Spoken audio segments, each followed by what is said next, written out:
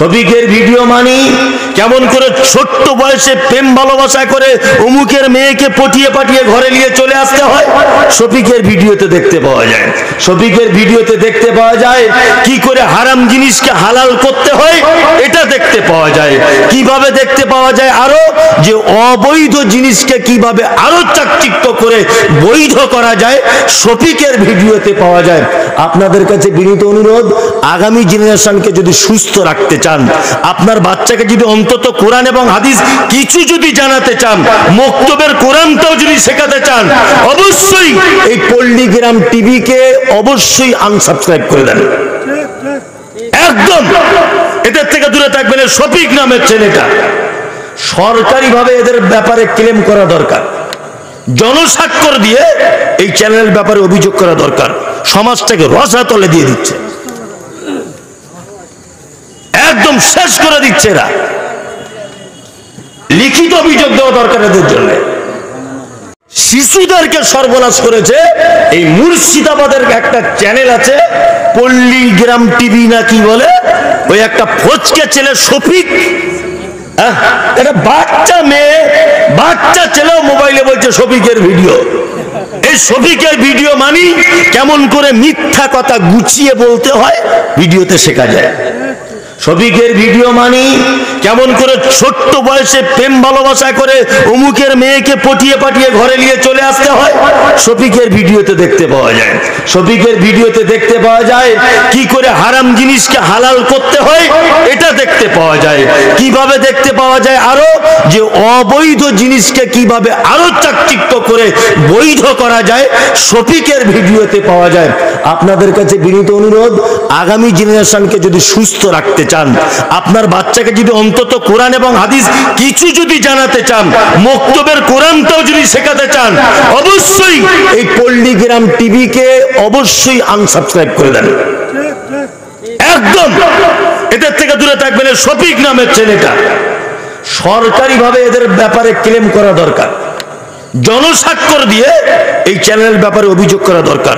সমাজটাকে রসাতলে দিয়ে দিচ্ছে, একদম শেষ করে দিচ্ছে এরা। লিখিত অভিযোগ দেওয়া দরকার এদের জন্য।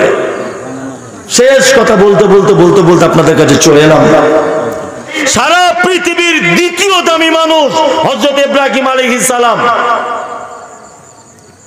সারা পৃথিবীর দ্বিতীয় দামি মানুষ ইব্রাহিম আলাইহিস সালাম।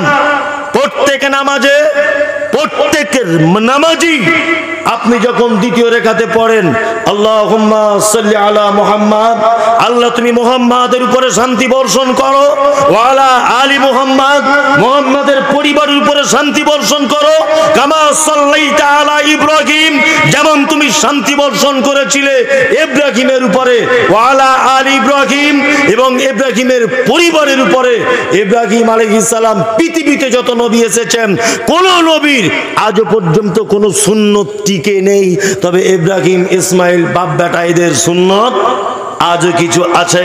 খাতনা দেওয়ার সুন্নত জারি আছে, আজও আপনার কুরবানির সুন্নত জারি আছে, আছে না নেই? আছে। আজও পর্যন্ত সালাত আদায় করতে গেলে ইব্রাহিম আলাইহিস সালামের নাম নিতে হয়, হয় কি হয় না?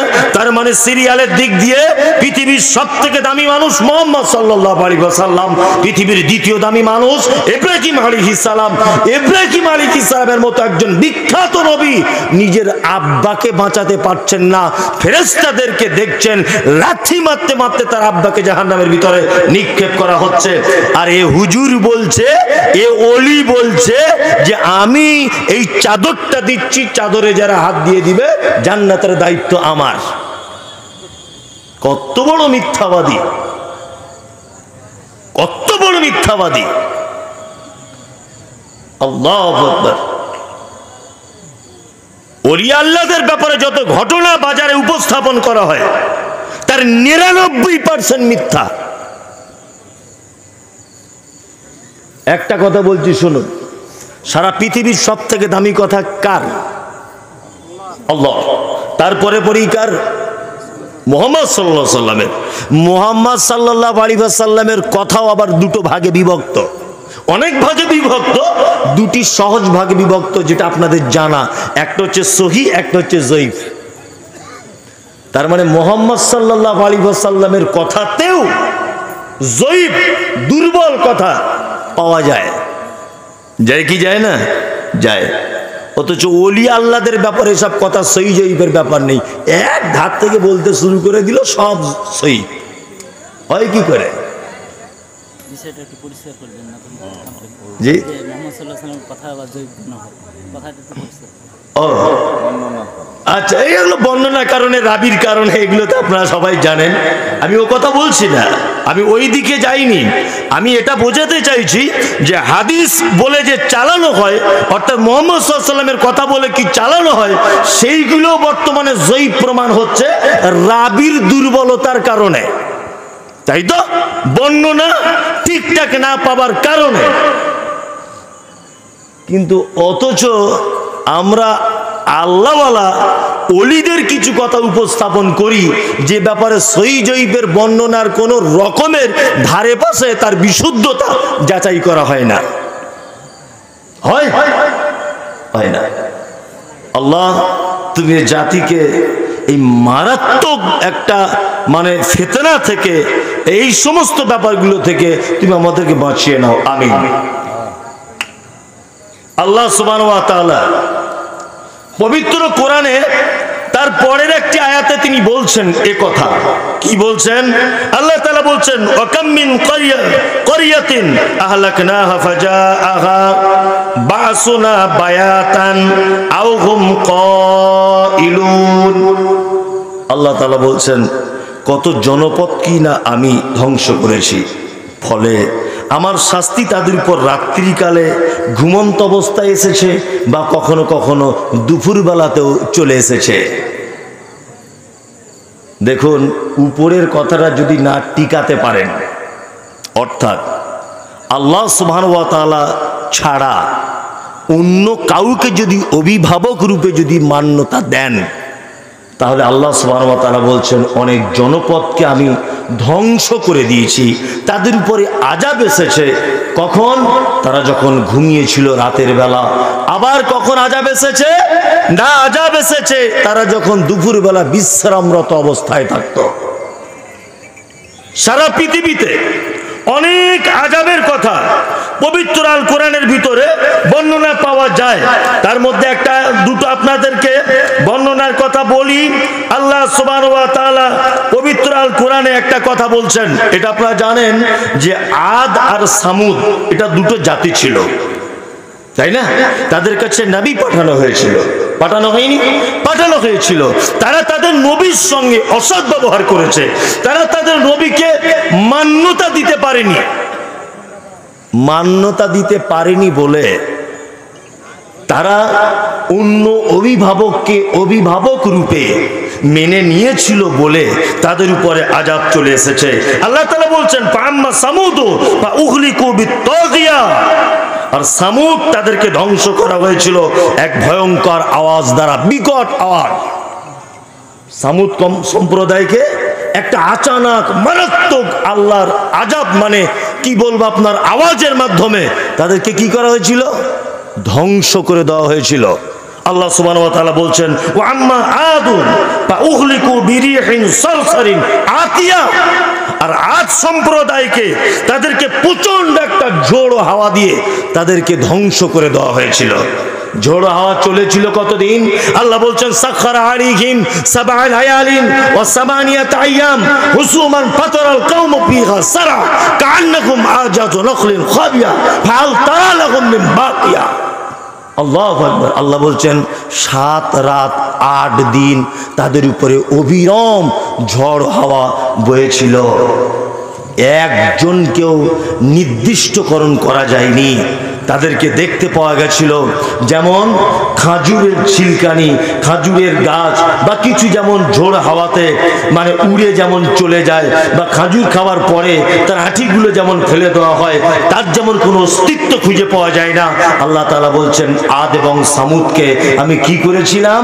তাদেরকে ধ্বংস করে দিয়েছিলাম আমার আযাব দিয়ে। আযাবের কারণ কি ছিল? আল্লাহ তাআলা বলছেন, ফাসাউ রাসূল রাব্বিহিম ফাআখাযাহুম আখযাতার রাবিয়া। একটাই তার কারণ, তারা আমার রাসূলদেরকে অপমান করেছিল। তারা রাসূলদেরকে কি করেছিল? অপমান করেছিল। আর ধরেছিল কাকে? অন্য অভিভাবককে। আপনার কাছে এটা বিনীত অনুরোধ, আল্লাহ ছাড়া কোনো অভিভাবকের অভিভাবকত্ব এটা মেনে নেওয়ার চেষ্টা করিয়েন না, আপনার উপরে আল্লাহর আযাব চলে আসবে। শুধু এই নয়, শুধু এই নয়, পবিত্র আল কোরআনে আল্লাহ সুবহানাহু ওয়া তাআলা অনেক আযাবের কথা ঘোষণা করেছেন। তার মধ্যে আমি আরো কয়েকটা আযাবের কথা আপনাদের কাছে তুলে ধরছি। সামান্য তো আল্লাহকে অভিভাবক রূপে না মানার কারণে আযাব। আপনি যদি আল্লাহ এবং তার রাসূলের কোনো পদ্ধতি যদি ফাঁকি দেওয়ার যদি চেষ্টা করেন, বা একটা ভালো জিনিস হাদিস এবং কোরআন অনুযায়ী সেটা যদি আপনি প্রত্যাখ্যান করেন, তবু আপনার উপর আল্লাহর আযাব চলে আসতে পারে। প্রমাণ আপনাকে একটা কথা বলি, এটা আপনারা জানেন যে ইয়ামানের রাজধানী তার নাম সানা।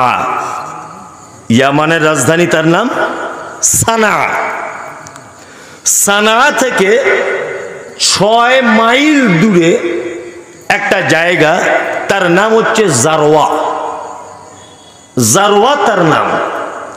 এই জারওয়াতে কিছু ইথিওপিয়ার মানুষ বসবাস করত। ইথিওপিয়া, যেটাকে আমরা দক্ষিণ আফ্রিকার একটি শহর, তার নাম হাবাসা, যেখানে বেলাল হাবশির জন্ম।